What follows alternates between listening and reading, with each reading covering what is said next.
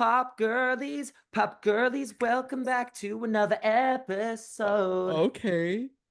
Okay. We're What's performing up? today. Yeah, I just wrote that right now for everyone. Beautiful.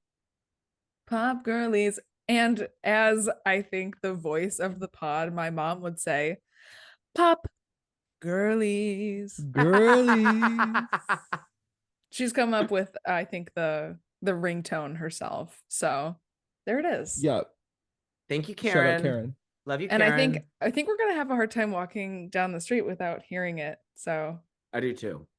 the world is just getting ready. I like, that scene in Catching Fire when they're on the train and they are in that tunnel and she sees like the Mockingjay symbol. That's gonna be us, but with the Pop Girlies logo. Exactly. It's gonna be everywhere. This is not a moment, it's a movement. Did you just make that up? Girl, that's That Hamilton. is from Hamilton. Oh. Theater kid card revoked. Yeah, literally. You better tear up that degree. That VA is not valid anymore. Girl, I've seen it like 5 times. That's like one of the most famous lines. What part is it in? It's in My Shot. My Shot. Oh. Jesus Christ.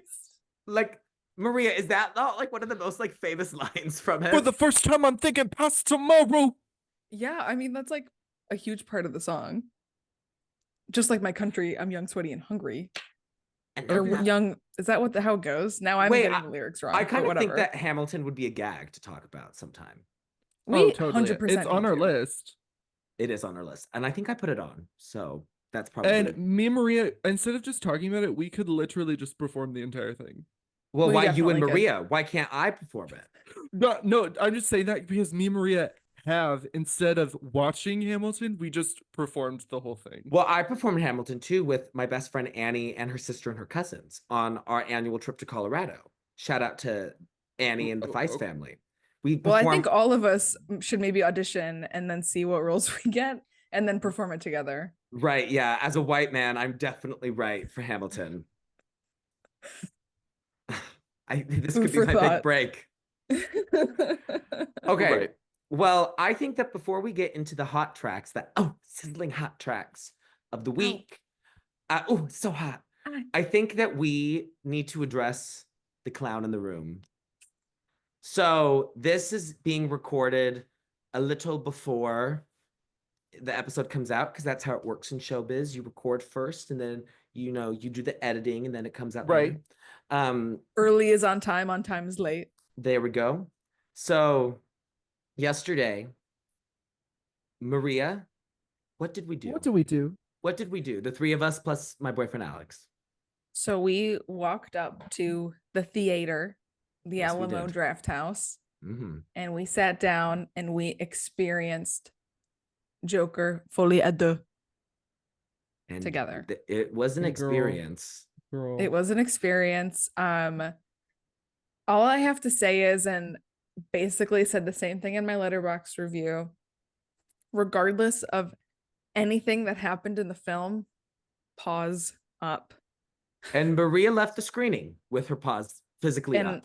Pause physically up. Because, I mean, mother is going to mother in a film. I mean, and she was the best part of it. So that's all that's what I was going to say. I think the main takeaway is she was good in the movie, but everything else was like, she was great in the movie. However, her character's not in it enough. Yeah. The other people were bad. The characterization was not directed well for me. The story's horrible. The dialogue's horrible. But Stephanie Germanotta was good.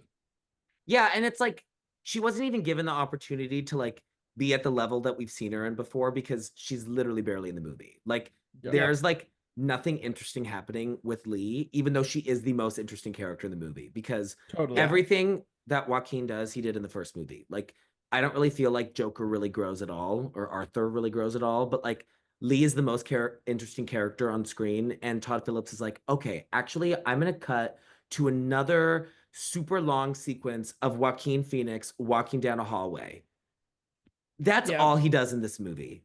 and it's like pretty painful. Okay, also he kept just getting cigarettes out of nowhere because like at the beginning of the movie the whole thing was that like he was begging the police officers for cigarettes and then he just starts having them all the time, which I also don't understand because why would an inmate at like that kind of place have a lighter? An Arkham Asylum. Yes. Why? That just doesn't make any sense to me. It's insane, and I think now, like reflecting on it, it just seems like such a crutch for the character, and honestly something to fill time because many characters spend many minutes of the film lighting and smoking cigarettes. That's all anyone does. Oh yeah, because it was a really short movie that needed more on the runtime. My God, yeah, exactly. It felt so long. A brief 3 hours. God, it wasn't even 3 hours. It was like 140 minutes. What? Yes. It wasn't even 2 hours. It is a 138 minutes. We looked it up after we parted ways. So yesterday. 2 hours 18. Yeah, it's 2 hours and 18 minutes, and it feels like a really heavy 3. Yeah. Wow, that's crazy. I could have sworn we were past like at least like 2 hours and 45 minutes. That's nuts. Oh my God. So well, is there anything else anybody wants to say? We needed to address the Lady Gaga emergency that happened over the weekend. Yeah, Little Monster emergency. Unfortunately, it does not change my thoughts on the Harley Quinn album. Sorry, Maria.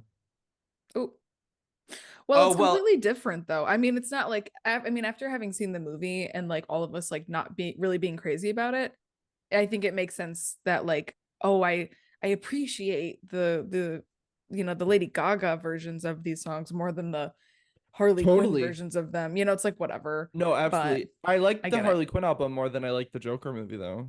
Oh, absolutely. Also, Drew's favorite song from Harley Quinn, When the Saints, is featured, oh my God, constantly in the film. Oh my God. Every time my Letterboxd review, spoiler, every time they fucking sang "Oh When the Saints Go Marching In," half a star. Subtracted. My friends Mitch and White and I do a very similar thing with the movie The Departed, because we did a thing during COVID where over Zoom we would watch movies together all the time, and one evening one of us picked The Departed and we were like, oh, this is exciting, we're all gonna like this movie. And then we ended up hating it so much by the end of it. And then every time we talked about it, each of us would go into our Letterboxd accounts and reduce our rating by half a star every time we talked about it, because it made us so upset and we hated it so much. Well, subtract. What's it at now? It would be God. Oh, it has to be at unrated 0. at this point. It's at 0. That's so funny. Well, I think we can wrap up the Joker era now. We did Harley Quinn, which she kind of is doing. She's moving on pretty quickly. I agree. LG7, Maria, this is what you get. You get LG7. Yeah. For every blunder, there is a victorious rise to the top, I would say. So it's about to be crazy. LG7 Motherquake. Abracadabra. Abracadabra. And obviously, I mean, when we're recording this, it's the month of October, and she said the lead single is coming out this month. But at this point in time, we still don't know when it's coming out. So, crazy. It's going to be crazy. It could be out when the Pop Girlies are listening. Yeah. So, wow. Crazy. Well, do we want to get in the hot tracks? Yeah. Levi, what's your hot track? My hot track. Okay. So, there's an artist that I thought is really interesting for a long time. She's an indie artist. Her name is Sasami. She is like a really interesting, classically trained musician who like makes like very interesting kind of like indie pop, but that can like veer into a lot of different genres. Her second, I was introduced to her through her second album called Squeeze, which I think is one of the best album covers I've ever seen. And that album is like a mixture of like 90s, like kind of like pop country, like soft pop guitar-y sounds with like new metal, heavy distortion screaming. It's very interesting and very, very good, even if kind of a lot, but she's just announced her third album called Blood on the Silver Screen, which is coming out in March. And it's kind of heading in a more poppy direction. And the lead single is like instant classic for me. It is called So good. So I played it for Drew on our way back from a friend's wedding that we were at this weekend. Shout out Allie and Alex, love you. Shout out. And it's like the first time I saw it, heard it, my jaw was dropped. So the song is called Slugger, and it is like instant classic for me. It's exactly what pop music should be like. It's the album opener, and the first line I think is such a great lyric to open an album. It's I'm such a cancer. I wish I had the answer, baby.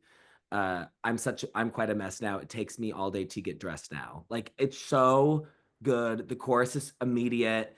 The production's incredible. Her voice is incredible. The lyrics are both like funny and really sad. There's a Dolly Parton reference in the chorus. Um, yeah, So good. It's about like depression and like kind of like being in love, I think, with somebody while you're like experiencing like mental health issues, which is something I can relate to. So yeah, it's incredible. Everybody should check it out. And I'm mad that I have to wait until March to get the album, but I did pre-order the vinyl, which is signed and should be coming my way because I support indie artists like Sasami and Taylor Swift. So yeah, that is my hot track. Maria. I can't. Oh, yes. Well, yeah. Thank you, Levi. I'm so excited to listen because I've never. I actually think would really you would love Squeeze. it. You would love the song Slugger, but you would really like the album Squeeze. I think, Maria. I think that. Okay. I think you, and also the album covers gaggy. We need to hear that Slugger song in Scarlet. 100%. Yeah. Ooh. Bryce, cue it up. Because I know you're out there, Bryce, somewhere. Because everybody on the planet listens to Pop Girlies. Literally. Citizens of the world unite. Citizens of the world. Yeah. Yes. Wow. Yeah. My hot track is not by an indie artist, but I was telling Drew this early in the week where it's like the song kind of ish just came out, but I literally can't stop listening to it. Like it's just so infectious to me and I can't stop listening to it. And it's the Talk Talk remix by Charlie XCX and Troye Sivan and also Dua Lipa. It's like there's something about it where it's just like I can't stop listening to it. I love that Dua's just like in the song. I know Spanish and French, but like I just can't. It's so good. I haven't experienced it out yet. Like I really want to hear it at Scarlet, but like it's just so fun. And we'll talk about Sweat Tour very soon on a future episode. So I don't want to like go on a past episode. It'll be past episode, but we haven't recorded it yet. Oh. Yes. So the girlies already know. Oh, they already know Sweat Tour was the time. All of our thoughts. They already know it was awesome and we had so much fun. Yay. Okay. But well, I just love the remix though. It's so good. Like this year in general, I've gotten obviously much more into Charlie and more into Troye Sivan too. So I just think it's like the perfect mix of each of their sounds. Like I like how the Troye verses very much feel like Troye songs. And what I mean by that, it's like the verses sound like how Troy's discography sounds. And then the Charlie sound is kind of in it the whole time. But like I think the blend of it is just so perfect. So it's a perfect remix because it does remix. Exactly what like a collab remix. Yeah. It's so good. So yeah. So that's my hot track. And yeah, at this point you've already heard everything that we thought about Brat and Sweat Tour. So there we go. Isn't that crazy? It's crazy. It's crazy how time works. But Drew, what's your hot track? So my hot track is a little bit of a downer, but I had to include it. So unfortunately, this last week we lost a musical theater legend. Yeah. Who is so unfortunate, Gavin Creel. Yeah. He's been like my favorite musical theater guy for a really long time. I saw him in Hello Dolly in 2017, and I've seen like a bunch of his other credits. But I have to include, because I truly have been listening to it for the past 2 weeks, it's the finale of the revival of Hair, called The Flesh Failures, Let the Sunshine In. Truly, I think it's probably like the greatest finale in musical theater captured on recording, like on a cast recording. Yeah. So yeah, I just had to include that. I've been really emotional about it for the past like week and a half, and so I had to include it to honor Mr. Gavin Creel, the greatest. Yeah. And yeah, rest in peace. Yeah, rest in peace, Gavin. So yeah. And I know Marie and I bonded a little bit over that song in college, but Oh, yeah, very much so. I mean, Hair is one of my favorite musicals of all time. My mom and I, when I was little, we saw the tour of the revival, like yeah. rendition. I mean, I'm sure you guys are kind of chuckling because like I'm not as well versed in like all of the musical theater No. terminology. But yeah, we saw the tour of it. And I think I was 12 or 13. And neither of us had any idea that the act one finale ends with everyone stripping nude. So we were both pretty jarred. And she was like, and covered my eyes or something. So like that was just a hoot for sure. But like when I got more into musical theater, when I was like in middle school and high school, I listened to the revival cast recording All the constantly. time. I mean, All that the cast, time. I mean, not just to mention Gavin, obviously, but I mean, Casey Levy on that song is like insane. Yeah, it's crazy. It's Who I crazy. got to see in Next to Normal on the West End in August, and she was Yes. literally Oh. invented musical theater. Yeah, she's insane. It was like Insane. overwhelming, insane. Insane. Okay. Well, that was Well, a kind of great on pick, this. Drew. That was a Yeah, great pick. yes. Ugh. Um, so kind of on that note, the album this week, is one that I got to choose. Kind of on our kind of taking turns of it all. So I was kind of having a hard time choosing what I wanted to do because I didn't have one that immediately popped out to me, to be honest. I had a lot of different ideas. But then like a week ago with Gavin's unfortunate death and like all of what's been going on, it's brought me a lot back to Sara Bareilles and her discography as they were really close friends. Um, and I really got in. I've loved this album for a long time, and I know Levi and I have bonded so much over this album as well. Yeah, we have. Um, so I thought this is a great time, and it's also a great time because we've only really done, either releases from our Pop Girlies or like really popular releases. So I thought it'd be kind of cool to do something that maybe a lot of the viewers don't really know. Or if they do know, it's something that they will get to revisit through this episode. So we're going to be I guess I already know because of the title, but will be talking about The Blessed Unrest by Sara Bareilles. Yay! Yes. Okay, I'll just get into it. So it is her Yeah. fourth studio album. It was released on July 16th, 2023. And the category of genre I would put it in is pop for sure, but it's kind of got a lot of soul influences that make it a little more traditional. Um, but yeah, that's what I would call it pop. Um, the main collaborators that she worked with are John O'Mahony, Kurt Unala. Do you know who that is, Levi? Well, no. Well, no. Okay. They didn't have a hyperlink on the Wikipedia page, so not sure what all they've done, but they were great on this.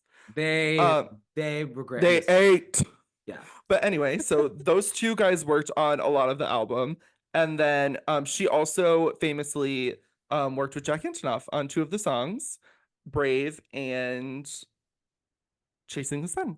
Yeah. And But it's just his interesting. songwriting. Yes, because that came out before he started producing for other people, which that started with his Yes. work in 1989, which would come out Yes. the next year. Yes. History. And it's 12 songs, 50 minutes, which I feel like is long for a 12-song album. Um, not I add. Fact Yeah. checkers. Well, yeah, because Let not. us I mean, know. this is like before streaming, and also she's the kind of song like she's a singer songwriter, so like she wouldn't have like 2 minute songs. Yeah. Yeah. So yeah. And so it is I was kind of researching this album to talk about, to kind of lead the convo. I was looking through she did a lot of Vivo. This was when Vivo was big, when this album was being promoted, and she did a lot of Vivo promotion videos for it. And there was a video where she was trying to come up with the title. She was having like a hard time, I guess, figuring out what the title of this album was going to be. And she actually named it after a Martha Graham quote, which is really great. It's kind of about like the satisfaction that artists get and how they're like feel like they're never satisfied with their work. Um, and so the quote is, "There's only a queer divine dissatisfaction, a blessed unrest that keeps us marching and makes us more alive than the others." Which I thought that was a great quote. It's a really long quote, but that's just kind of the snippet that the title's in. Um, yeah, she also toyed with calling it December, but she didn't want to make it like a holiday album kind of thing because there's a song that she really likes in the album called December. But I like that name a lot. Um, yeah. The only other thing Yeah. I would have named it is maybe Manhattan, but I know Levi, do you No, know? I think Blessed Unrest is perfect, and I'll get into it when I talk about Okay. my thoughts on the Okay, album. cool. But yeah, I think that's a perfect title. Yes. Yeah. Okay, cool. I also, okay, So this is something about me. I love it when titles start with the. I do too. I love it when it's Right. well, like specifically songs or albums. I love it when they start with the. You don't know how excited the inside out emotions in my head get when they see the in a song title. I go crazy. So yeah, Oh, I didn't know this. that's a little lore for you. I resonate with that because then it kind of feels like the album or the song It kind of is feels more of a- cinematic. Yeah, it yeah, just like feels it's more of there's an a oomph. event. Yes, it's an event. Event. Yes. Event. Yeah. Yes. I don't know why I said it like that. I'm crazy. Okay.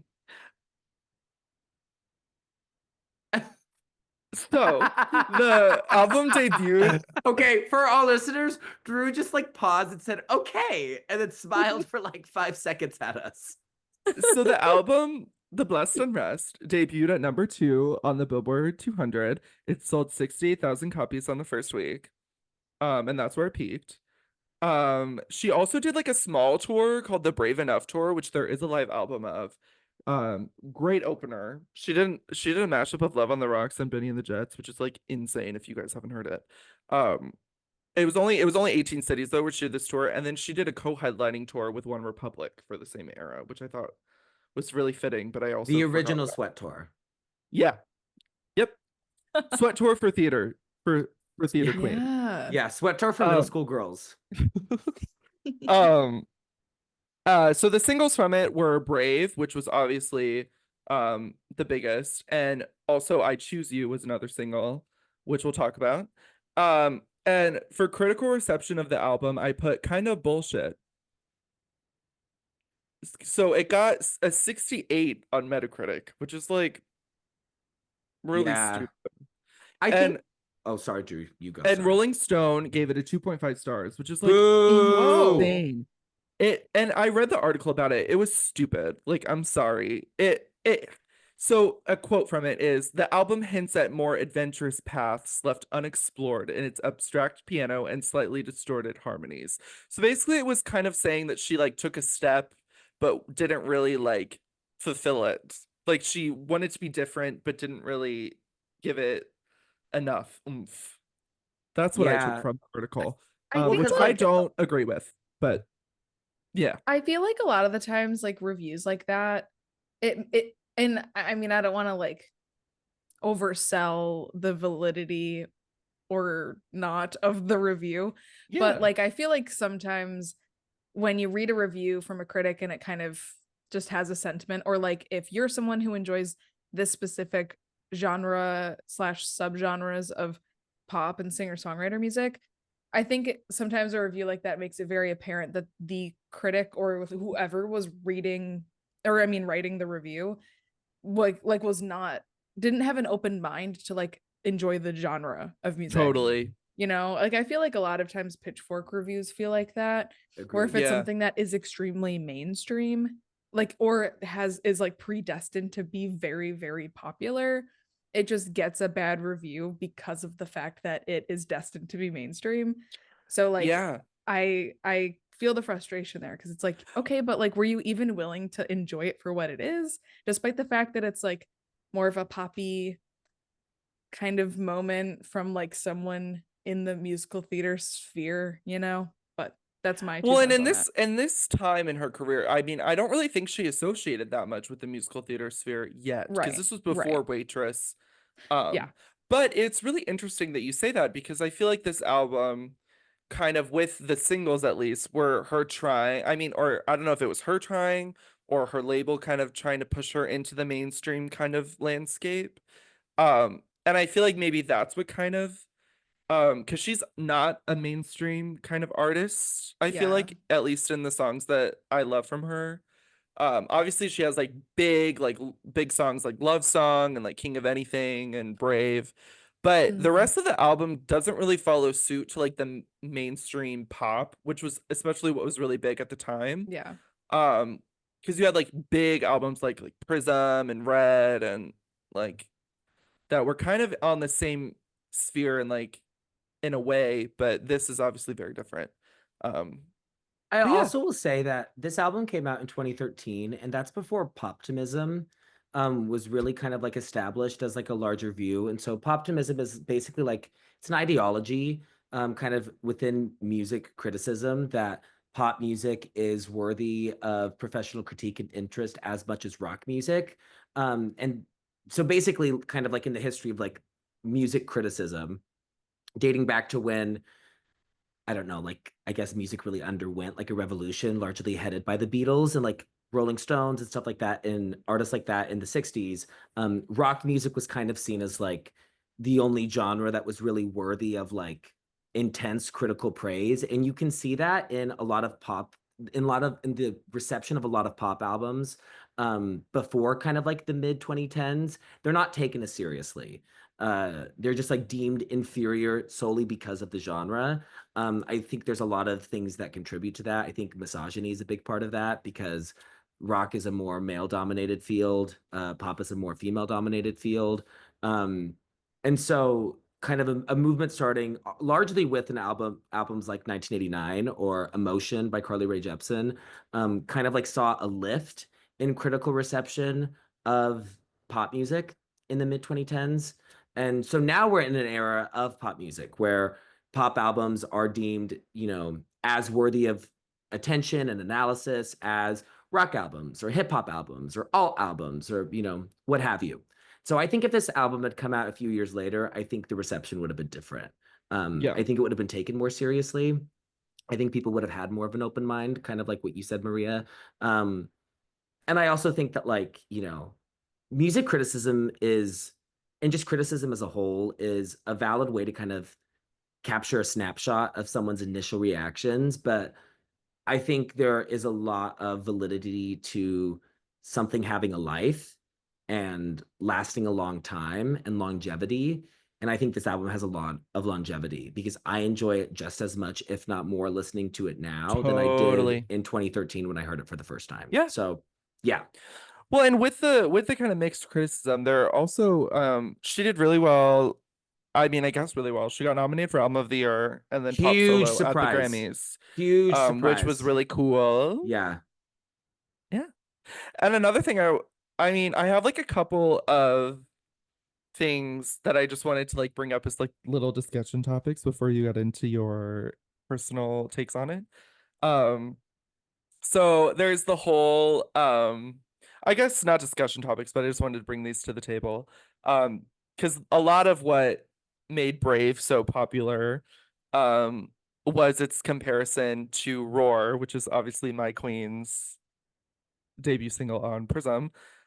So Brave actually peaked later than when the song came out because of the kind of um rivalry that it had with Roar, which was Katy Perry's song. If you didn't know, both of these songs have literally the same production. Um so but the song peaked after the Roar kind of drama. It peaked at number 23 on the Billboard chart. But I just kind of wanted to bring that up. I don't Maria, did you know that about Well, I feel like I have memories of like that being something that people talked about, how the songs were like basically identical, but I just haven't thought about that in years. So I was just yeah, kind of giggling a little bit because I'm like, oh my gosh, it's the just craziness. so apparent. And I feel like listening to Brave isolated when I was preparing for this episode, it didn't even come to mind. Yeah. But then once you say it, it's like, my goodness, it's so obvious. But yeah. Another Yeah. thing I will add about that is I remember this kind of controversy unfolding at the time, and like Katie confirmed that the song was written before Brave came out because obviously, like music, especially and high profile, huge artists like Katy Perry, is written months and months and months, if not years, before it actually comes out. And so, since Brave just came out a few months before Roar, like obviously she wasn't influenced by Brave. Um, but Sarah at the time was like so generous and I think very classy. Um, because I remember interviews of her saying this comparison and quote unquote controversy has only helped my song because like Drew said it did bring a lot more attention to Brave. And Brave had a huge life at like pop radio. I mean it Totally. played at my like local station all the time. And like it became like a moderate hit, which it probably wouldn't have if it didn't have that kind of Roar boost. Girl, Roar Yeah, I was mean, and it got everywhere. Grammy love too. Yeah, It got, did. they were nominated against each other, which is really cool. So yeah, I thought I would bring that up. I do want to say one thing about the Yeah, Grammys. I think totally. it's really important to note how shocking the nomination was. It was Yes, totally. incredibly out of left field. And I actually watched that the nomination announcement ceremony. It was streamed live on primetime TV. And I watched it Yes. because that was the eligibility period for Red, which also ended up getting Yes. nominated for Album of the Year. But there were a lot of big albums that didn't get nominated that the Blessed Unrest got over. It got in over Yeezus by Kanye West, The 2020 Experience by Justin Timberlake, Ugh. Pure Heroin by Lorde, Unorthodox Jukebox by Bruno Mars. I mean, I remember from at the time, like awards, like people were thinking that like Justin Timberlake was going to win Album of the Year, and then he didn't get nominated. And she was up against really big albums like Red, like Good Kid, Mad City, like Random Access Memories, which ended up winning Daft Punk's like Wow. Return to Music, and then Yeah. the Heist, which was the Macklemore and Ryan Lewis album, which like was everywhere. I mean, that was like the big cultural moment, one of the big cultural moments of like 2013. And so I think it's really cool. I mean, this is something that like Grammys do a lot. They like have kind of weird random like left field nominees that get in over things that you know maybe people might deem as more appropriate or more deserving, whatever. I think in this case, this is an example of a smaller album that's really incredible getting this nomination. And I think this nomination made people tune into it. I mean, Totally. this is what got my attention. I knew Brave, but I hadn't listened to the full album. And then once it got the nomination and it was kind of this big deal, I went to Walmart that night with my mom and we bought a copy of the CD and it became a favorite in the minivan. So yeah, I just think it's like I think that moment brought so much attention to her and I think it's really cool. I think it helped the album a lot. I think it helped her a lot. Obviously, like I think she was probably fifth place out of that lineup, just because those are all very big albums. Uh, but I think it's so cool that she got the nomination. It's one of my favorite like award nominations ever, just for how surprising it was and how deserving it was. Yes. Yes. So, yeah, I think that's all I wanted to kind of cover in the initial parts of it. Something that Levi and I have kind of talked about before I decided that I wanted to bring it to Pop Girlies was it's funny that um I didn't really think about the album in the context of when it was released and like the other albums that were being released at the time until I like was really listening to it like a week ago. Um and Levi mentioned that Red was an album that it was kind of against and I actually when listening to it saw a lot of similarities in like the songwriting to Red because it is a breakup album. There are breakup songs on it. But especially in songs like Satellite Call, like Manhattan, like a lot of December to yes, me is December, yeah. Little Black Dress, like the similarity to like 22 with Little Black Dress that Levi mentioned. And I don't know, I just see a lot of similarities in her and Taylor's kind of trajectory at the time. So I I love that they think were it both kind also of kind of nominated together. I think it exists in a really similar sonic landscape. I mean, it's all like there's a lot of acoustic instruments. I think this album is a lot more piano heavy, and Red is obviously a lot more guitar heavy. But it has this kind of like early 2010s like warm acoustic sound that Red also has. I think that, was started by albums like 21 by Adele. Yeah. It very much exists in a similar sonic world. And like Drew and Yeah. we were listening to this album when we drove back from the wedding this weekend. And like during so many songs, we were like, I can hear Taylor singing that. Like exactly. Uh Yeah. like first verse satellite call, literally could Yes. hear.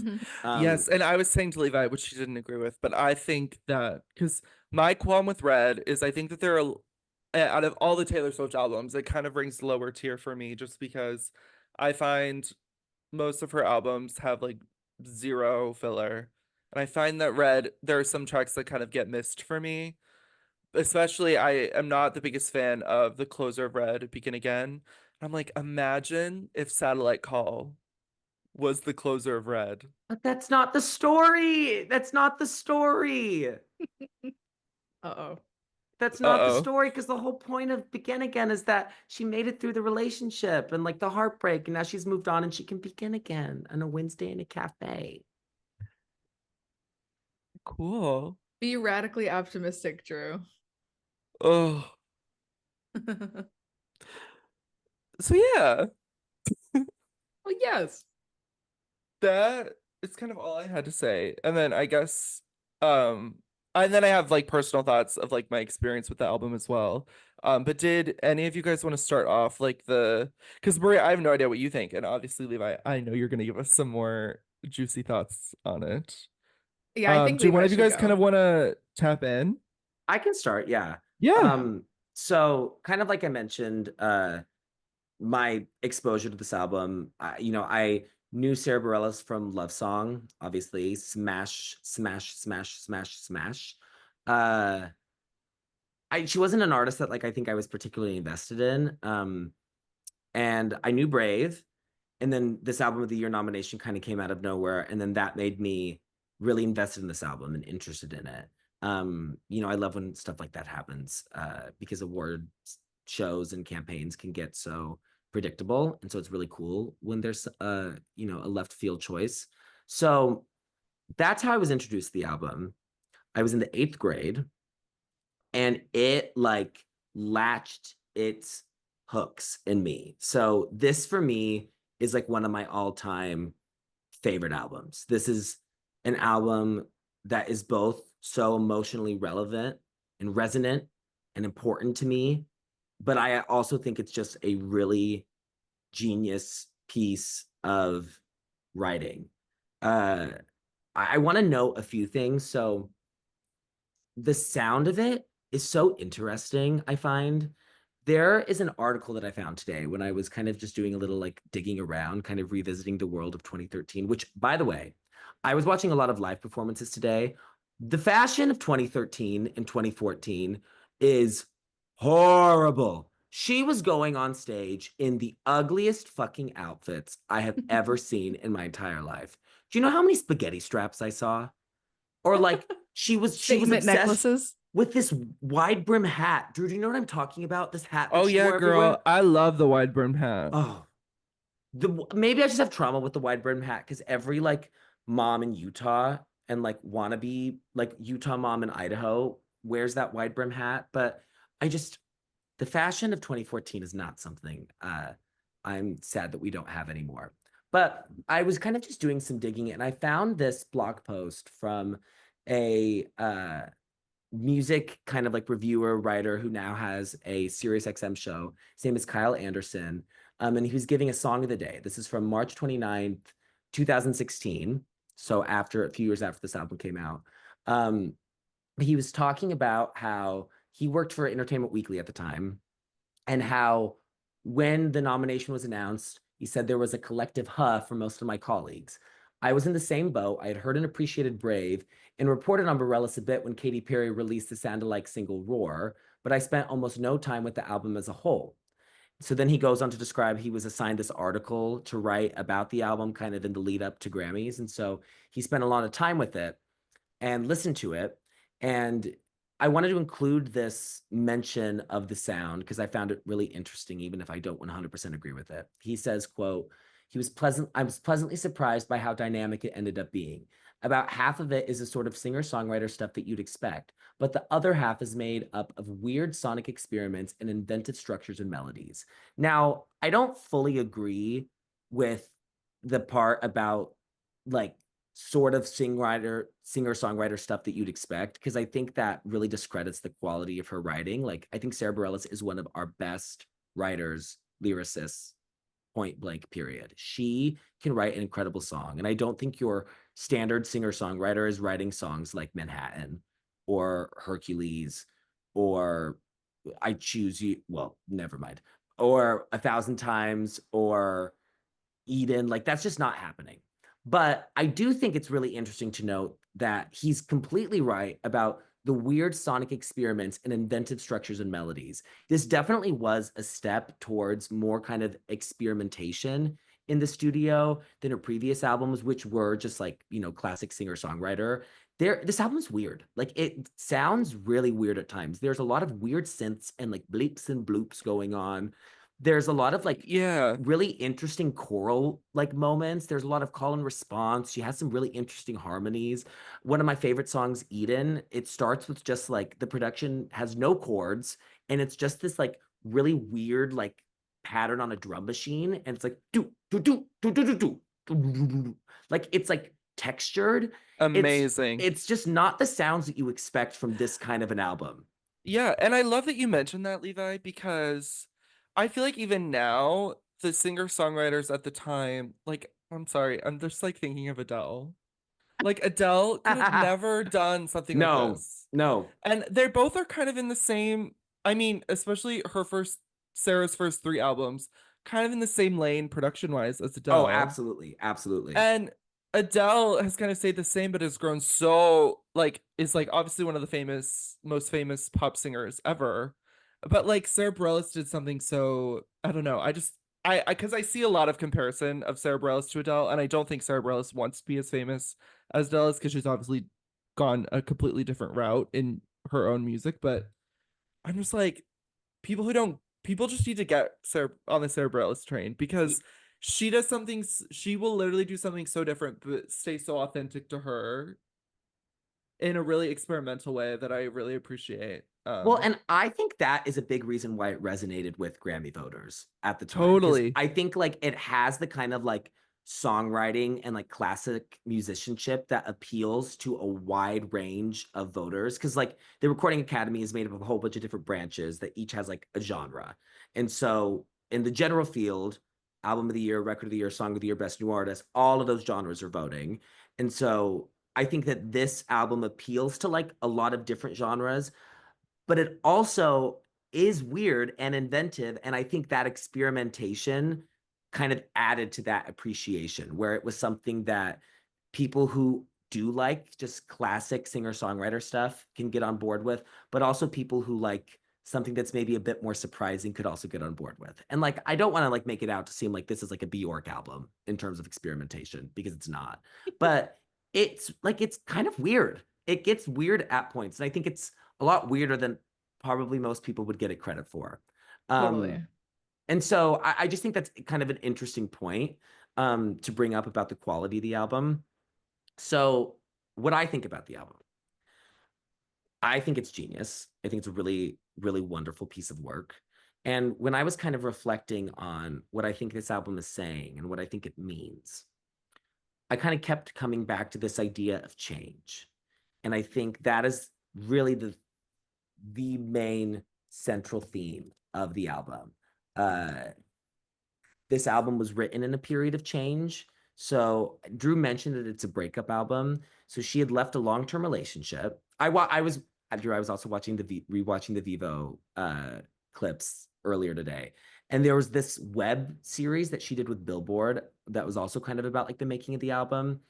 And in one of the and also I was watching a lot of videos today, girl. I was bored at work. Sorry.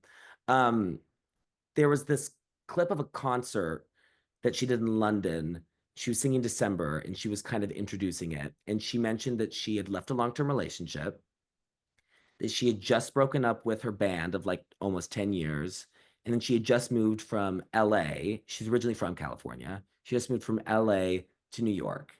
So there was a lot of change happening in her life, a lot of transitions. And for me, kind of the thesis statement of the album can be found in the bridge of December, which is the last track. And it's, I'm starting to believe in the power of a name because it can't be a mistake if I just call it change. And looking at the track list, pretty much every song is either a call slash desire for change. So thinking about a song like Brave, which she wrote inspired by a friend struggling to come out as gay. It's songs about reactions to big changes. Eden, which is about her leaving LA and becoming kind of finding disillusionment with it. Manhattan, which is about her, which is about the narrator leaving a relationship, but that song is actually written from the perspective of the person that she broke up with, singing about her, which I think shows just such a level of empathy and generosity that I find really moving. Every song in its own way is dealing with some kind of change or metamorphosis. So I was reflecting on it and kind of thinking about my relationship with this album. And I kind of realized that subconsciously, I think I've turned to this album a lot when I was experiencing moments of changes in my life. So this album came out when I was in the eighth grade. And the eighth grade is when I first told anybody that I was gay. So I came out first to my best friend, Annie, in the fall of 2012. So before I heard the album. No, fall of 2013, before I heard the album. But then I came out to my parents in May.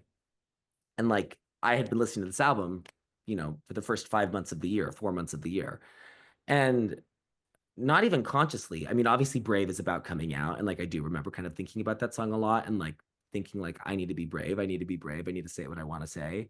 But I think I probably found a lot of comfort in this album kind of as a result of that. And then thinking about other periods in my life when I've kind of had a hyperfixation on it, there was a moment in college that I was really obsessed with this album. Me too. And Yeah. it was, for me, it was senior year, Yes. uh, Yeah.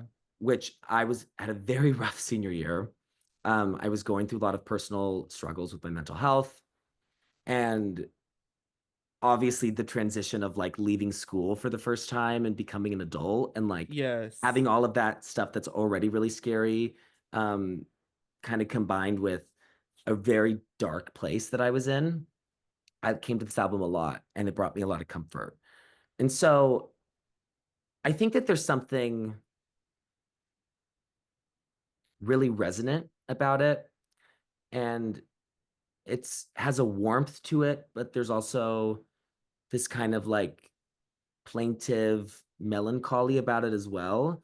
These are songs about being excited about change, being scared about change, being sad about change, um, and also about how change makes you a better person.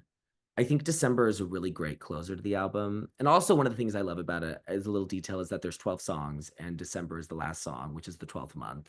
So it kind of like in a way almost like resembles a year, which I think is interesting.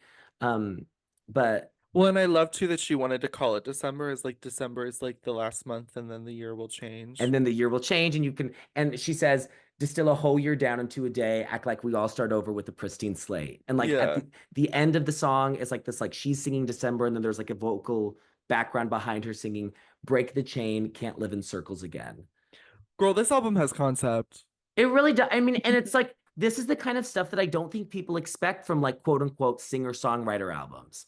They just Totally. expect kind of a collection of songs, and there's nothing wrong with that. I love singer-songwriters, and like her first two albums are like great examples of singer-songwriter albums, but there's so much intentional storytelling happening in this album. And that's why when you asked me, Drew, what I thought about the title, that's why I wanted to wait, because for me, the Blessed Unrest really is a perfect kind of phrase to describe this moment of intense transition. When we are experiencing changes in our life, there is an unrest. Our lives are in a state of unrest, of chaos, which is funny because her next album is called Amidst the Chaos. But there's also something beautiful in that, because I think ultimately all of the changes that she's talking about in this record are for the better. You know, you can be sad about something changing and also be grateful ultimately that it happened. Yeah. You know, that for me is kind of how I think about a song like Manhattan, which is so devastating, but like I don't think the narrator of that song is wanting to be back in a relationship. You You're know right. what I mean? And that state of unrest is blessed. Like it is a blessed unrest. It just is. And you know, besides it having the in the title, I think it's just a really poetic description of what she's going through on this record. Yeah. And I also love that it's kind of, you know, taken from a larger quote about artists and creativity by Martha Graham, and kind of like a nod to that. Because this is an artist, you know, dealing with pain and distilling it into something that's really beautiful. So yeah, I kind of feel like I've rambled a bit, but it's an album that means a lot to me. I think the songwriting here is just really impeccable. This album was super instrumental in me kind of developing my taste and like what I love about lyrics and songwriting. I think she's just like in the lyrics department, she Oh, one of the like best of all time. she really is. She really is. And also, oh my God, can she sing? I could listen to her sing The Phone Book, one of my favorite voices in music, which is also something that Anyone. nobody talks about. Yeah. Yeah.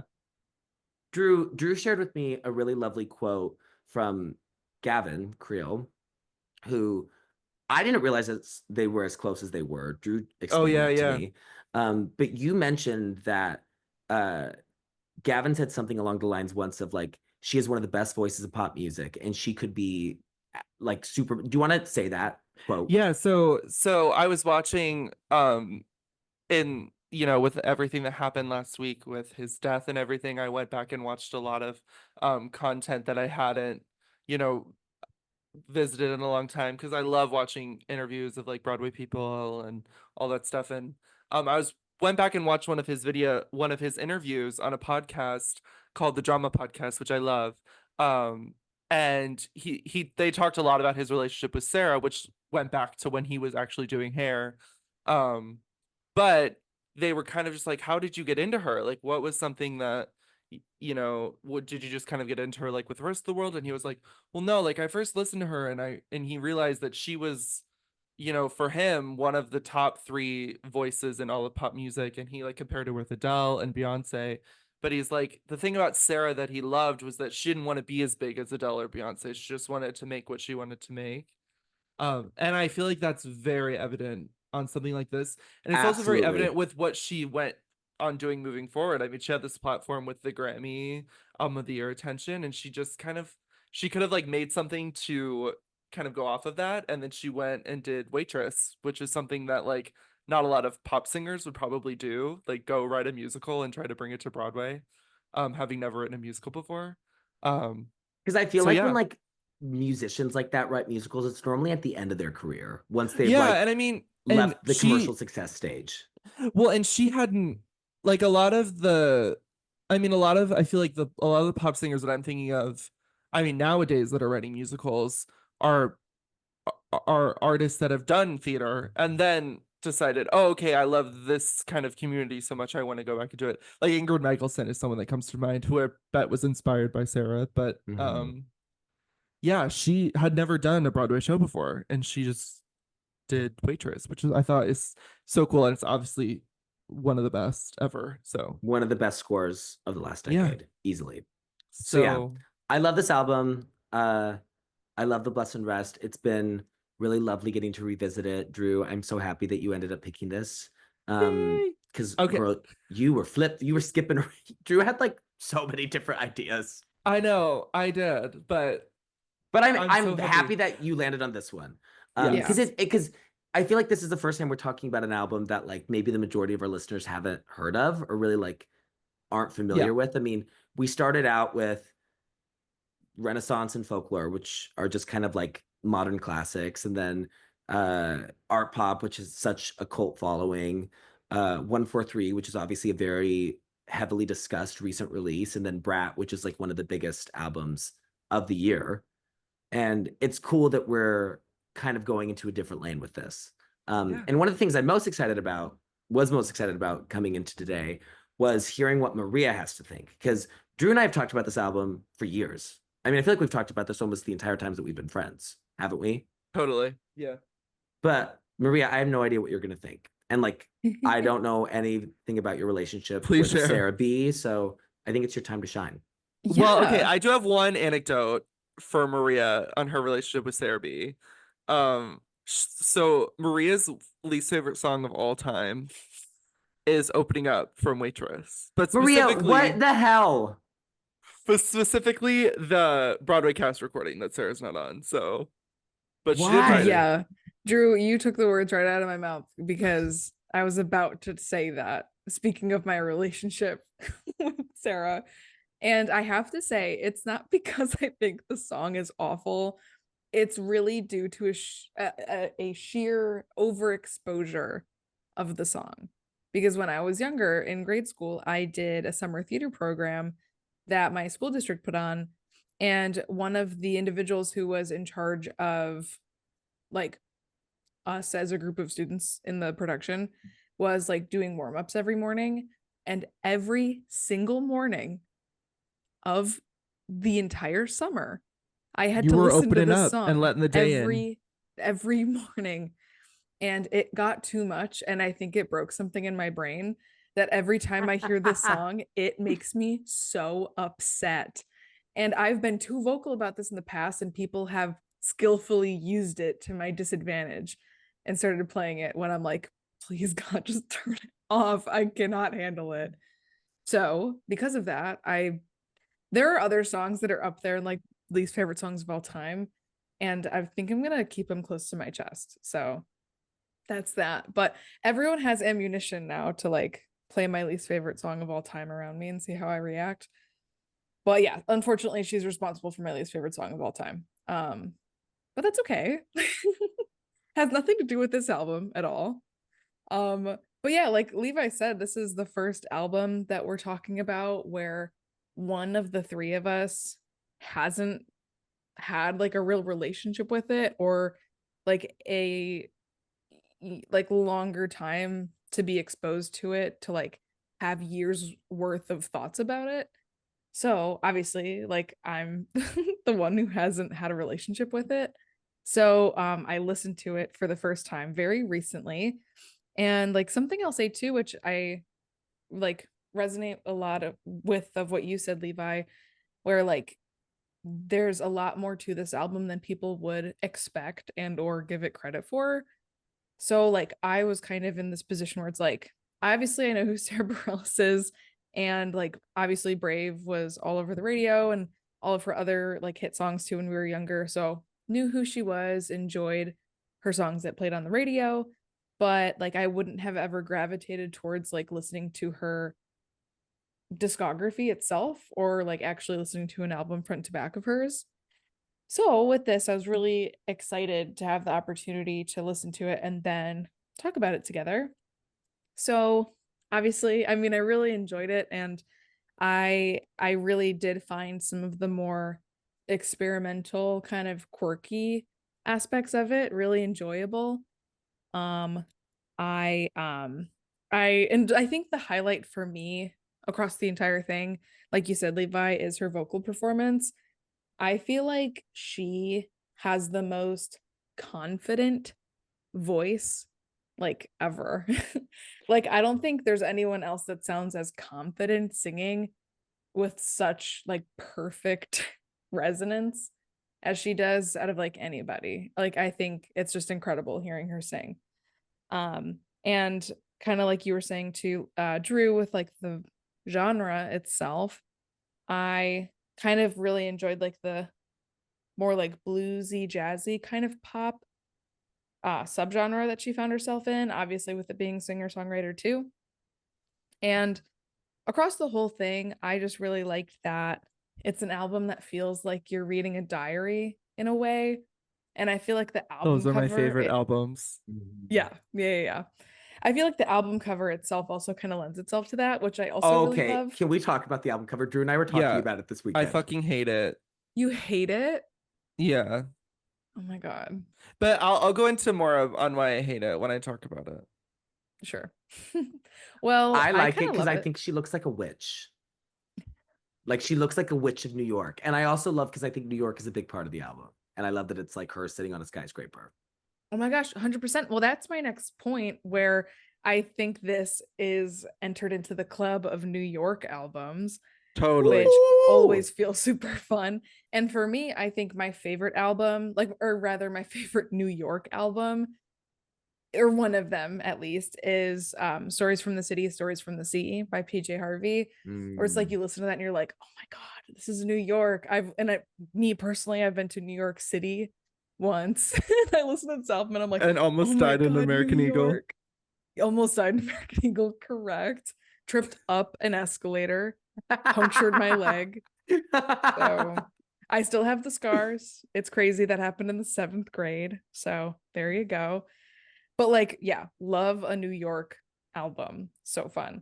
But I personally love the album cover. I think it's like a very interesting shade of blue. Like it doesn't really give you any of the optimistic elements of the album that it has. Because like you said, Levi, it has elements of being excited by change, being scared of change. But I don't know. It's an interesting shade of blue. But I like how it's kind of tinged and it looks worn as if you discovered it and it's existed for many, many years or something like that. So I kind of love that like tangible quality of it. Super fun. But I'll say as someone who just recently listened to this album, I feel like I just didn't really have enough time to like connect with the actual lyricism of the album a ton. Just upon listening to it, like I was really just wanting to get into the sound of it. So as for my kind of personal take and like analysis, I feel like I don't have that much to say about the actual like lyrics themselves, but the sound I really, really enjoyed. I like how a lot of it is like it feels very flowy, but then it also feels very jabby at times. Like I think there's like staccato and legato elements that happen at the same time all the time. Okay, So music. Yeah, come on, classical. A yeah, great you know example it. of that is like Manhattan and then Eden. Yes, Mm-hmm. definitely. So yeah, I love the kind of juxtaposition of the sonic elements a lot. Um, and yeah, something with it too. And we record our episodes on Zoom, which I'm sure you guys have seen from like our Instagram content. And I made my background for this episode. It's just a picture of Hannah and Marnie's apartment from the show Girls. And it really doesn't go beyond me just being like, I feel like some of the songs on this album would have made great like scene transition tracks in the show 100%. Girls. Like it would have been It's very so girls good. coded. It really is. And the fashion, Levi, like you said, like 2013, 2014 fashion, it's just atrocious. Is like the show Girls is just dripping with that awful, disgusting fashion. And I'm Why like, were people wearing clothes like that? I don't know. Like, I why don't did we know. let people do that? I don't understand it at all. It's crazy. It's so Pinterest crazy. will suffer for what it caused, the epidemic. Because at least like the Tumblr fashion craze, because this is separate from, this is not Tumblr stuff. This is like No, not at all. Pinterest board, like YouTuber Like just core. girly things. Yes, this is Fashion. so just curly things. Yeah. Tea. Yeah. So yeah, I feel like this album fits very well into the universe of the show Girls. My roommates and I, we just finished watching it and we loved it. So Well, yeah, and that's like really all that Drew is. just finished watching it as well, right? Oh, girl, I haven't finished. Oh, you have. Oh, what season are you on? Same one you asked about 2 weeks ago. Right.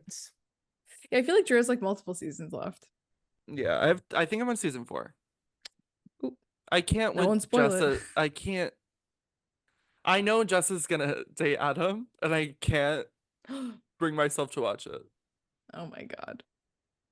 So, yeah. Well, There you go. I Drew, think you have the floor. Yay, so. Drew! So My first exposure to this album is actually really nice. So my best friend, like my childhood best friend Ava, um, I don't know how she discovered it, but it was kind of like um she had kind of gotten into the album and we had hung out all the time and I had noticed her listening to it and the first song that got me was Little Black Dress. Um and Man. then I kind of just listened to the kind of a more upbeat elements of the album and then um it wasn't until I actually like downloaded the album on iTunes in full to actually see like that it was more of a album that you listen to front to back. It wasn't really like a singles album for me. Um, but I love what Levi said about transitional times because that's really how I got into it as well. So the first time I really got exposed to it was in eighth grade, kind of transitioning into high school. But then it also was a really formative time for me realizing that I wanted to pursue theater and again, it's a very New York album, and I was listening to it gearing up to go to New York for the first time, and it was something that I really Oh, loved for that reasons as well. that's so cute. Yes. So I love that about it because it is such a New York album to me. Um and then also like Levi said, we both kind of got into it again at the same time um at the end of college, which was even more formative like um yeah, just like becoming a grown up and like realizing that like college was over. But like also I think it deals with change in like a very beautiful way, not Mm-hmm. necessarily like dreading change, like embracing change more so. Um, but yeah, I mean, but it always reminds me, like listening to it again, it always reminds, I think that's why I love, like it embraces change because it reminds me of like my childhood, but then it also reminds me of like moving forward in the future. It's like so beautiful at that, but it reminds me a lot of in eighth grade, like I said, my best friend at the time, Ava, her and I would make video star videos to all of the songs and like spend hours and Oh, hours and hours making them. And it just reminds me so much of that time. And it like, oh, I just wish I could Girl, go you back and guys make were them. auteurs on Video Star. Yes. I mean, it was like insane, but it was like us like realizing that we were like, because she was a huge theater person as well. So extremely talented. Um, but we both were just like, oh, we're theater people, like we're like actors, like we want to do this, and it was just like such a beautiful time. So that's why I love listening to it all the time and come back to it when my life is changing, and yeah, so I just love it for that. Um, I love what you said, Drew, about like it's nostalgic, but it also makes you think of the future. Like, and I yes, think like that's kind of something that I was thinking about listening to it again. Like, they're like these songs feel like old in the sense that they feel like songs that have been around forever and that like you just know, but they also like have kind of this element of looking forward. Like when you listen to the album, you're getting propelled forward. There's a momentum to it. yeah. yeah. I love the way you said that. I think it's really beautiful. Yeah, well, and it's like also, I mean, just coming back to it this time in particular, like Levi and I feel like are I mean I'm moving this week but like not in a huge way like I'm not moving from Chicago or anything but I feel like it's so formative for us like Yeah, it because is. we're watching our friends go through like we were just coming back from a wedding like we're watching our friends go through this huge dramatic life change and we're like embracing this album again I don't know it just feels No, like I agree with you. insane Well, like and I I'm don't I'm about to turn 25 in a little bit, and like that to me kind of feels a bit like a big age. Like it's a quarter of a century, and like I don't think I can claim to be in my mid 20s anymore, which I probably can't as a 24-year-old, but I kind of do. Um, yeah, I and it's also like part of the reason why I love revisiting this album is because it makes me think of you, Drew, and like it makes me oh think of our friendship. Oh, Because we bonded, we like because you're the only person I know that like knew this album. I didn't know anybody that like knew this album. I don't know when we discovered that about each other. it was probably a time we were on FaceTime, like really like just going through it. And Yeah, I don't it's such a know. theater kid album too, which I It's so love. well because that's what I wanted to say when you were talking about like you and Ava like figuring it like kind of discovering your love of theater together and like realizing that you wanted to do that. Mm-hmm. Even though this is before she formally got introduced in like the theater industry as a Yeah. composer and performer, there is such a level of theatricality to the Yeah. album. like Cassiopeia is such a theatrical Yes. song, and like the vocal arrangements and the kind of choir in the background, well, not choir, but like choral elements. Also, Maria, I wanted to touch on you talking about her vocal performance. Not only is she so like technically good, but she's such an expressive singer. Like she's Yeah. really feeling what she's saying so Yeah. deeply, which I also think is super theatery and theatrical. Yeah.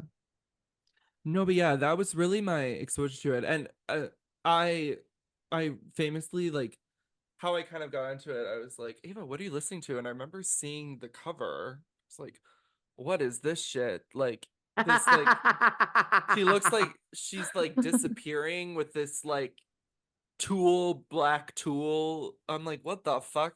And her face is like distorted in a way. Um, but no, it doesn't even fucking matter. Like, don't judge an album by its cover, because this is amazing. You Well, no, it's do so funny because I not was fuck with this album cover though. You no, do not not at fuck with all. it. Not at all. But it was so fun because I didn't realize like how much I listened to this album. But I told my mom that we were doing this album, and she was like, "Oh yeah, like I'll go listen to it." And then I talked to her again like the next day. She goes, "Oh my God, I forgot how good this album was. Like I knew every single song word for word." And I was like, "Oh my God, like I really like beat my parents with the head with this. Like it I played this all the fucking time." Drew, it is Um crazy that we were doing the exact same thing like years before we knew each other, like states apart. Because my mom does have the memory of a goldfish. Love you, mother. So I don't think that she would be able to remember any of the lyrics. And I don't know if she'd remember listening to it, but we did. Like there was a period every single day when she would drive me to middle school, junior high, we would listen to this album. It was a 10-minute car ride, and like I could get at least like 2 or 3 songs in. And yeah. girl, we were playing the fuck out of that CD in the Yeah. minivan. Oh, but yeah. So I'm so glad we got to cover it. I feel like Yes. that was Also, I love you, all. mom. You're gonna be listening. I love you, even though you can't remember. I love you. Sorry. Yeah, and I'm I just glad needed to because say we have that. Love. because all of our moms are obviously very supportive, and I feel like they all will like listening to it. Yes. Yeah, Like do you not to think be like Karen will like not it, to be Maria? weird, but like it feels like a very mom album It too. does. It Oh does. my God. Absolutely. I no, I think my mom will like it. Yeah. I don't want to get too ahead of myself just in case she doesn't. Because I'll say here for the pod listeners, she listened to folklore and didn't like it. So not to like out my mom right Karen. now, but like she did not like it. Karen, when we meet for the first time, you and I will be discussing things. And that I will be sat with a bucket of popcorn for. So something else I wanted to mention before we like got into like final thoughts. Something so I love that Sara Bareilles obviously went into doing musical theater, and she's still writing, I think, other things. Like I know she's working with Sarah Rule on a new musical as well, which is gonna be Oh, so she probably is? yeah.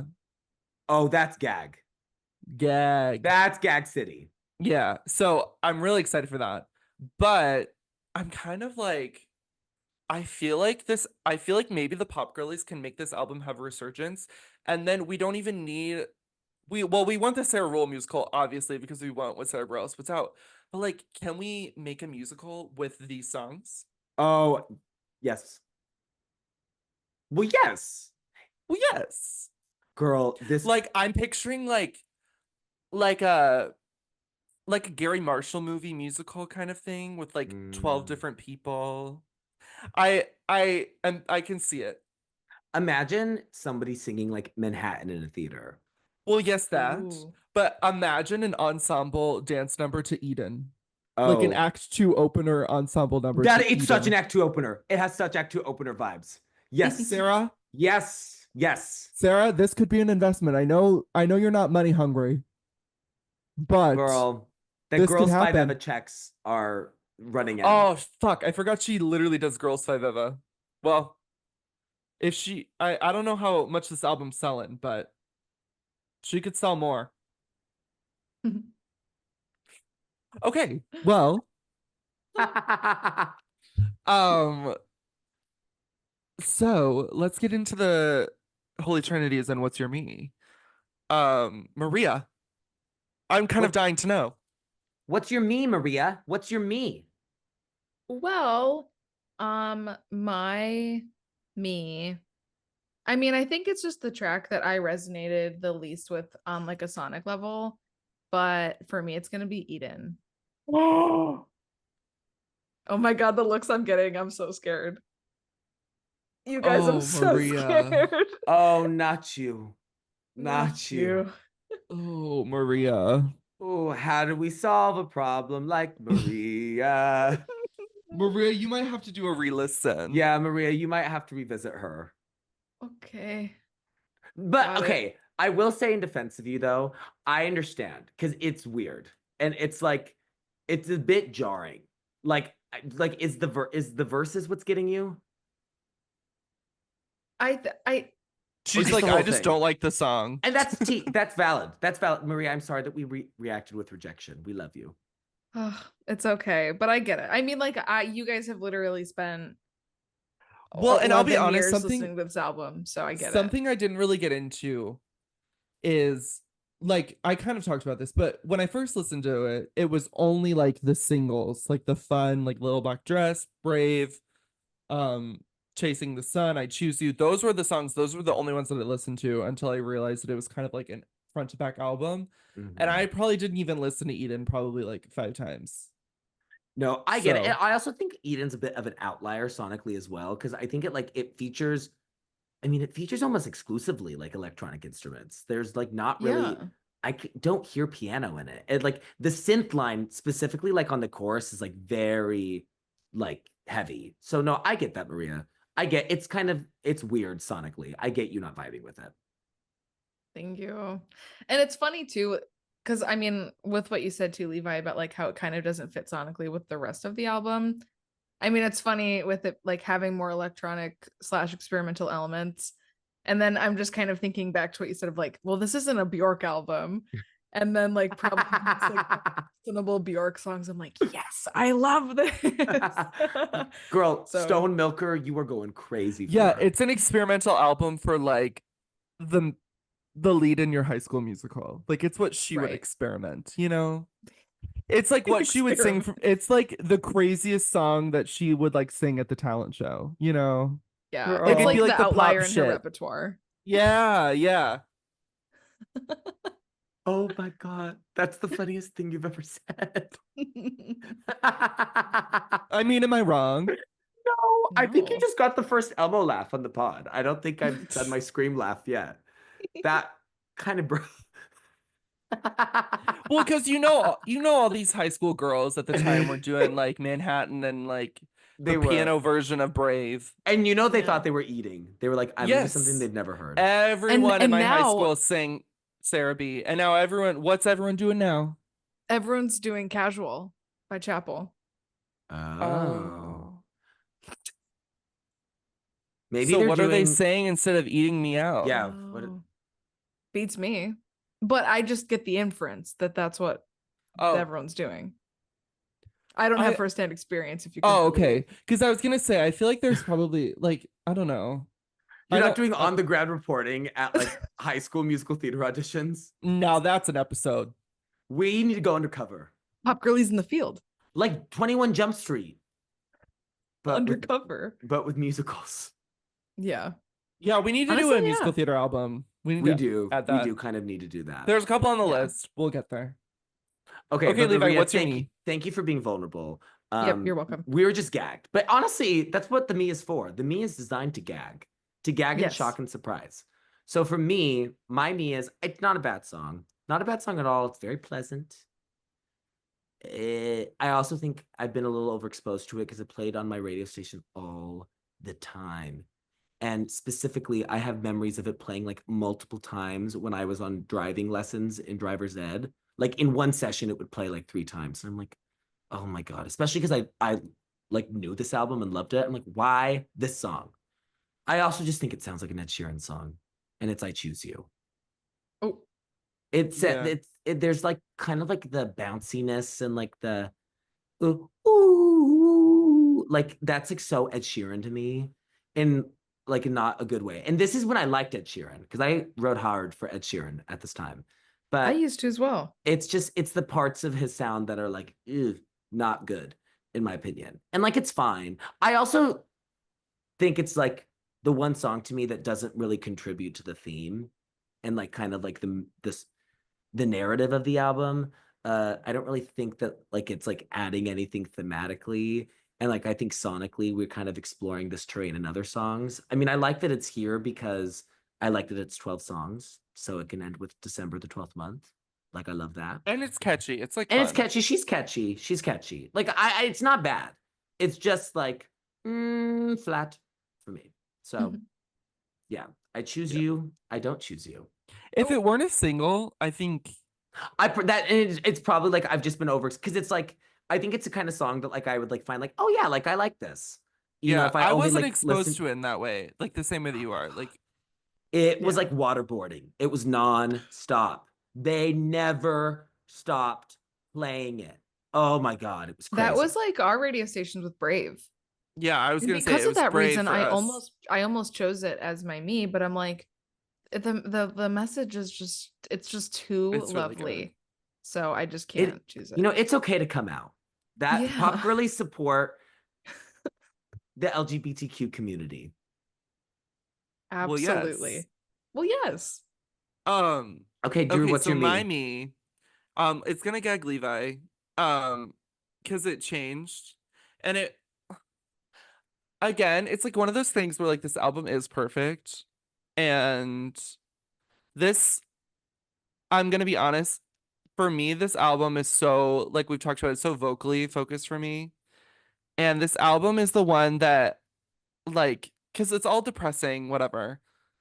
But I'm like, okay, I love this song and I love the lyrics of the song, but it just is the bottom for me. And it's unfortunately December. Oh, Yeah. Oh, Yeah. wow. Huh. Huh. Interesting concept. Yeah. I don't think I have anything more to say. I mean, it's a really good song. I Okay, just want, honestly, Drew, I kind of that was my bottom for like a few years when I was younger. And it's only like yeah. as I'm older that I've gotten so into it. So I kind of get you. I get you. You're Yeah. valid. It really isn't the material of the song. I think it just like it obviously has such a place on it for me. But I don't know. I feel like the vocals in it aren't as strong. And there's some moments on the album where I'm like, these are the best vocals I've ever heard. And I've never thought that in that song. So That moment in 1,000 times. oh, You know the one. you know it. You know it. I am laughing because I love that this is like our first like dicey conversation about what our me's are. Like out of the Yeah, albums we've it talked kind of about is. so far, this is like the first one that's like gagging all three of us. May I say, we're causing some blessed unrest. But Yeah. We are. I'm here Okay, all Maria, week. top 3. Okay. Holy Trinity.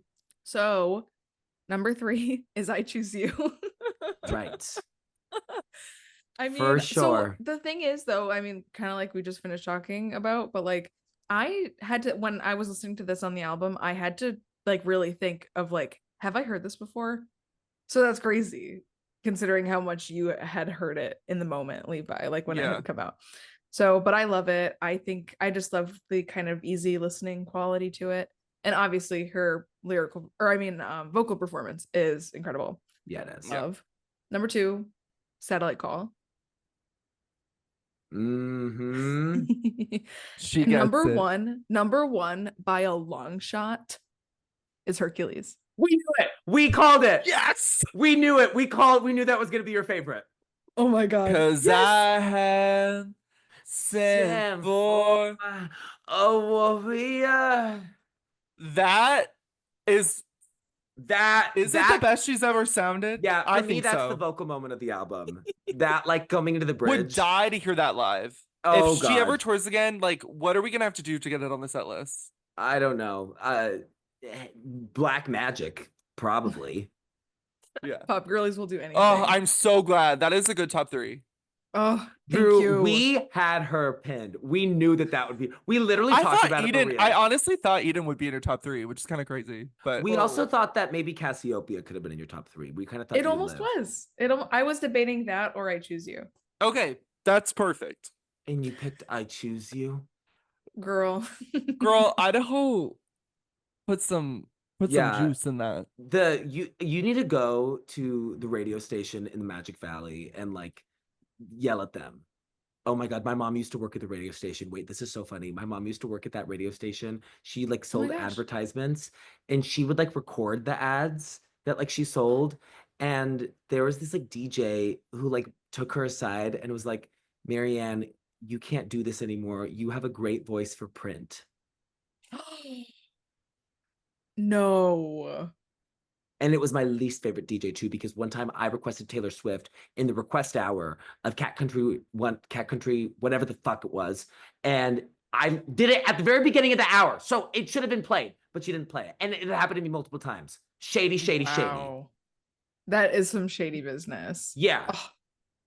Well, Being shout rude out to my Marianne. mom, making freaking every station play 1,000 times, not 1,000 times. I choose you that million times.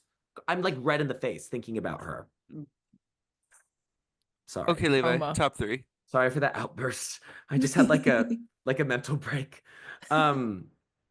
Anyways, okay, my 3 is Islands. I love that song. That song is so sad. Like honestly, that song is kind of what I think my depression sounds like. Like that's like kind of like the sonic landscape to me of like how I would describe feeling sad and like feeling that like heaviness of depression. I think it has, in my opinion, some of like the best lyrical moments on the album. I just need to pull it up because I want to share some. I love, because I still count on one hand the number of good men I know. I love You Must Become an Island and See for Yourself. That's what I am. It's like I'm standing on the edge with just a telephone wire trying to get to you first to say the world's on fire. I mean, it's just beautiful. The imagery is beautiful. It's so sad. I love its place on the album too. It's the second to last song. So yeah, love Islands. Number 2 is Eden. Yep, it is Eden. That's another song actually that, I mean, beyond, I think, okay, again, I think the songwriting is phenomenal on Eden. You know, it's about her leaving LA and escaping to New York, and her reaction to kind of feeling very disillusioned by the life of LA and kind of the culture and the people. And I love using this metaphor of leaving the Garden of Eden.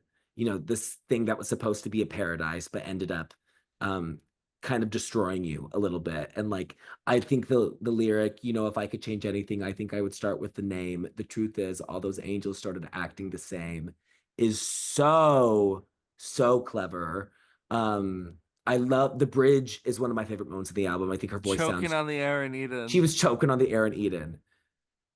Oh, it's so good. There was a time when I was taking all bets that this place was even better than As Good as It Gets. And now looking back from the outside in, I think I was choking on the air in Eden. Like, who writes like that? Who writes like that? William Shakespeare, you were nothing. That is pretty astounding. It's like, it's just a level. It's like, I also love no way to make the pain play fair. It doesn't disappear just because you say it isn't there. It's so good.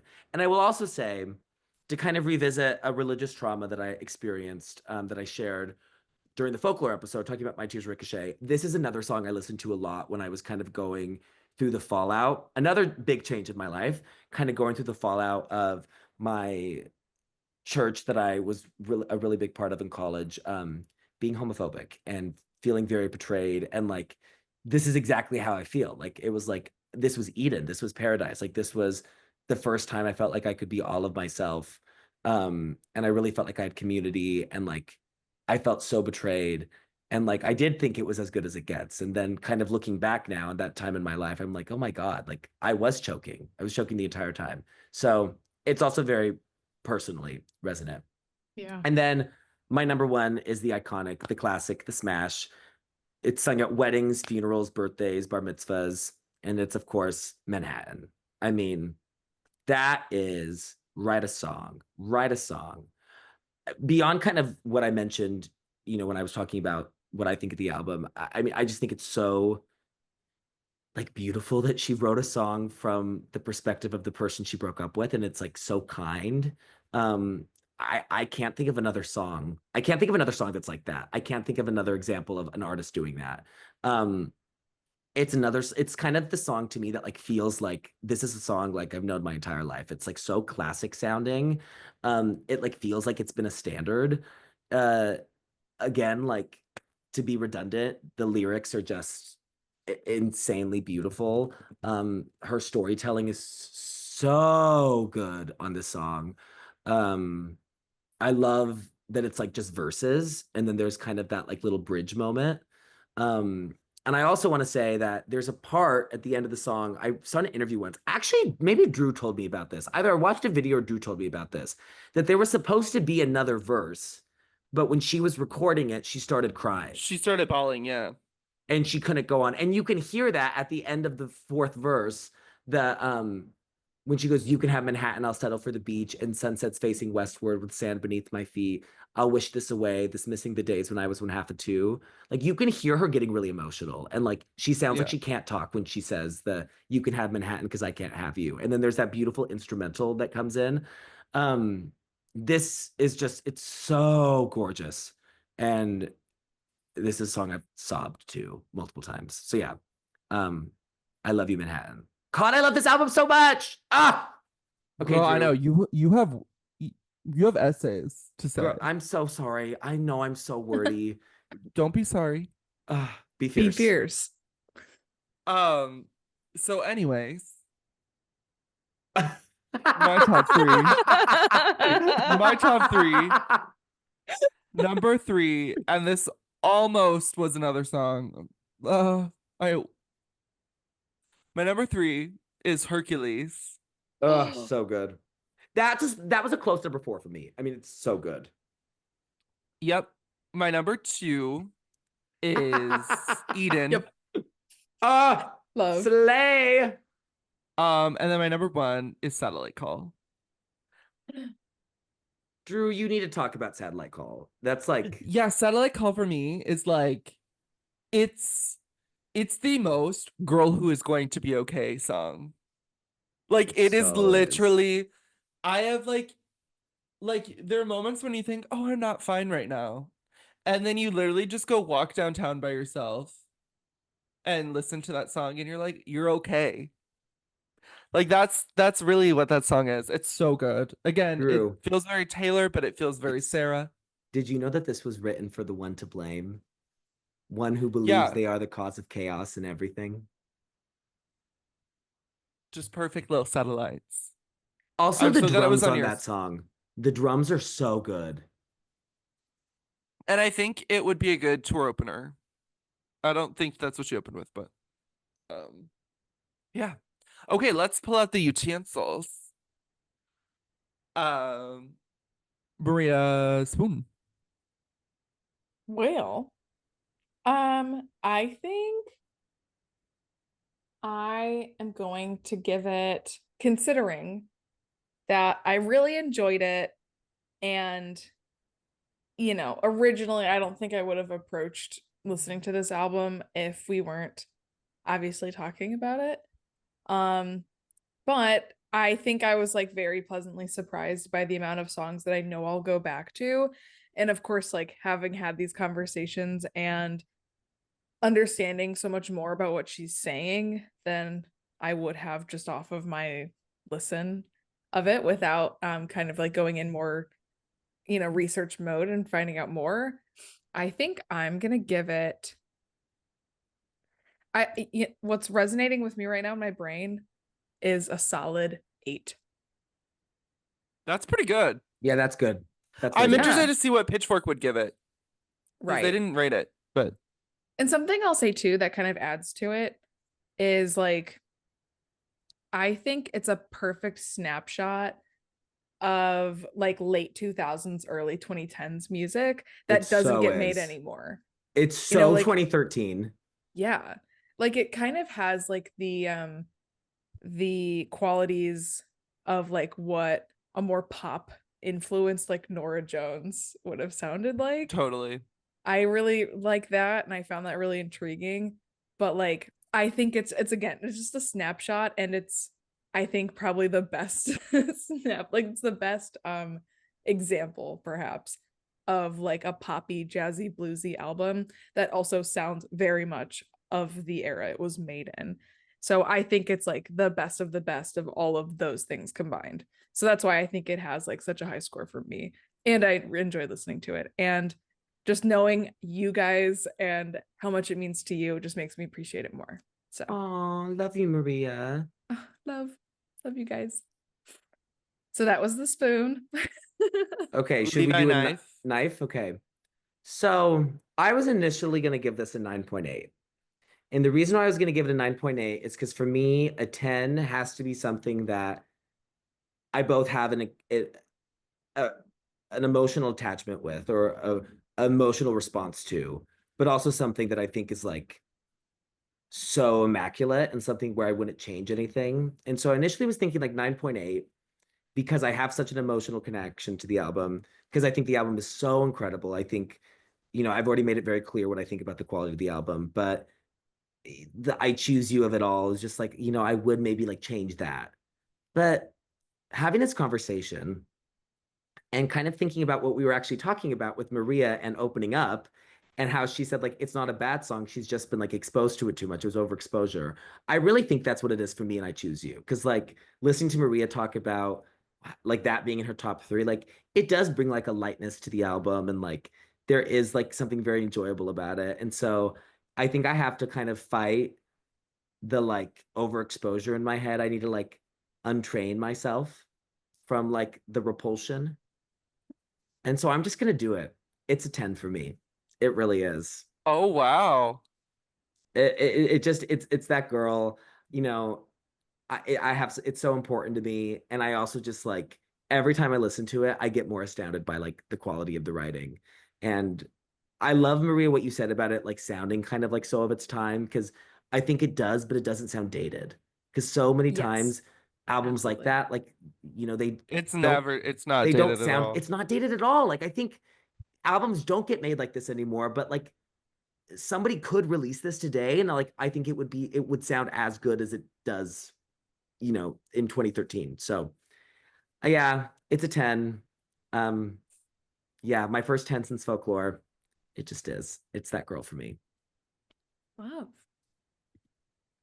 True. Okay, I think we have to break out the fork. True Yep, for Drew Fork. So I've been kind of like, okay, because we started really strong because we obviously had Folklore and Renaissance, which were easy tens for me. So I think I need to reserve my tens just for things like that, like top 3. Like I think tens should really, for me, only go top 5 albums of all time for me. And this, while it is close, probably it's not a top 5 album of all time for me. Um, but like it's still, I mean, I'm trying to think of things that would lower it in rating. Um, and not a lot. So I'm gonna go in with a 9.8. Um, just because I want to I want to reserve like, because there's obviously a reason that it's not in the top 5. It obviously like isn't like something that I will hang on my wall, but it's something that I always go back to. It's really special to me. It reminds me of specific times, but it maybe just isn't like the greatest of all time, which I think it's very rare for that. So I'm gonna go on a 9.8 for I Sarah also think B. it's interesting that I think each of us kind of have like different like criteria when we think about our scoring and like different things that we consider. Cause like I hadn't even thought about, Drew, like like the amount of tens that we give out. Cause like if you Yeah. look at my letterbox, I'm such an easy 5-star. Anything that I love, I'm like 5-star, 5-star, five Yeah. star. So I just think that's interesting. I like that we all kind of are bringing unique perspectives to it. And obviously yeah. that's a great score. And it's something too with like about like how we're like handing out scores too. It's like I feel like for me personally, it takes a lot for me to like fully hate something. So I mean, like, it took an entire summer for me to be like, well, Opening Up is the worst song of all time. So yeah, it'll be interesting to see moving forward, like where we kind of end up finding our sweet spots with like, this is the kind of score I'm like comfortable giving out all the time, or maybe very exclusively. So yeah. Yeah. I also think I it's mean, hard. Oh, sorry, Drew. 9.8, like Oh, it's like, great. yeah. Oh yeah. I also think it's hard for me because I don't think it's hard for me to separate like emotion from like objectivity. Yeah. Because like if I really love something, it's like 5 stars or like, you know, it's the Yeah. best of all time. Yeah. But I do think I really, really challenged myself. I mean, I was going to initially give it what Drew gave it. Like I was really, really challenging myself. But this conversation just made me realize like it really is a 10 for me. And I think it would be dishonest to our Pop Girlies listeners if I said that it wasn't a 10. Work. Okay, so Levi, you want to tell the listeners what next week's episode is? Because it's a little holiday. Well, first, I just want to say again, Drew, like, thank you so much. This has been like really special getting Yes. to revisit this album. And like, Yay! Everybody kind of- say And love. especially for Gavin. I know Oh. it's kind of like making me emotional right now, just thinking about it. And like, it just makes me think so much of like how much I love you and like Oh, all like the love you, time. girl. I literally like crying. I don't know what's wrong with me. First I just- emotional moment on the pod. Yeah, a fucking course, it's me. Jesus. But it's a really special album to me, and it just means a lot that like we get to do this together, and like I love both of you so much. And Oh. yeah, I'm sorry. This just Levi, means a lot we to me. love you. Levi. Oh. It's just so good. I hope if anything, this will cause the listeners who haven't listened to it to listen to Blessed Unrest. It's like special. Like that's the word I like. It's It's special. lightning in a bottle. It is. It's a special album. Like I don't feel this way about any of her other albums. Like not even No. close. Okay. So I just had to get that out of the way. I just love you both so much. Sarah B, we love you. Love you. If Thank Sarah you B for gets a doing this spike to in us. streaming for this song, she better be writing us a check. No, I don't need a check from her. I just want a DM. I mean, the check would also probably be like 5 cents. Yeah, I know, the streaming dollars. I don't think, well, and I also think that maybe, I don't think the streaming numbers are probably great for this album. Anyways. Oh yeah, I don't know. Okay, so next week's episode, yeah, so it's kind of funny. Episodes come out on Wednesdays, and it just so happens that next Wednesday will be my birthday, which I alluded to a little while ago. And so since it's my birthday, I kind of like got free reign to pick anything because, you know, when we are thinking about the albums that we're going to pick, like obviously the person who's kind of leading the pack that week will get a lot of the say, but I do think like we are able to like veto things. Like I have vetoed every Kim Petras album that has been added to our shared list.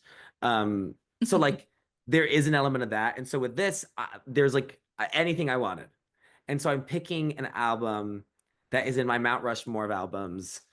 Like it's top 4 for me. It's by an artist that's so important to me and an artist that I know Drew is not super in love with. But this album is like, I can't, if I got like this over the Blessed Unrest, I don't even know what the fuck I'm going to be like when I'm talking about this next week. But for my birthday, for the birthday extravaganza, we are doing Ray of Light by Madonna. Yay! I'm excited. I wish everybody could have seen that. Marie just went yay, and then like Drew like did like a funny little dance. Drew's reluctantly excited. You know what? But like again, that'll be interesting if we have this conversation. Like, this is one of my favorite albums of all time, and like it doesn't resonate for you, or maybe both of you. Like that would be interesting because Right. we haven't really had that yet, you know. So yeah. Either way, Cool. I'm excited. Get prepared for essays from me, and yeah. Yay! Girl, 4 hours. Yeah, I'm so sorry to the listeners. I know that I have friends that listen to this on like 1.5 speed, and I'm sure it's because of me. That's actually hilarious. Yeah, shout out Alex Wishi. Shout out. Yeah, and shout out Levi and I, the only other person, we didn't talk about her on the podcast, but I feel like Irene needs to be mentioned for her Sara Oh, Bareilles love. Irene needs to be mentioned for Sara Bareilles. Irene, we love you. Irene, we She'll make see it to the you. end. She will make it to the end. She's real. Okay, Irene is cool. so real. Cool. Okay. Irene, Hey. comment your top 3. Yeah, comment. Tell us what your Holy Trinity in me is, everyone. Yeah, and Yes. Levi, social media manager Levi, is posting polls on our Instagram stories so that you can also contribute your Holy Trinity and your me tracks for every album. So Which please I have participate. to say, why do you people only respond to one of them when I know that you've seen both stories? That doesn't make any sense to me. We need to know both. This is investigative to know. journalism. We need to know both. So I see you, everyone, all like 56 of our followers. I'm paying attention. Okay.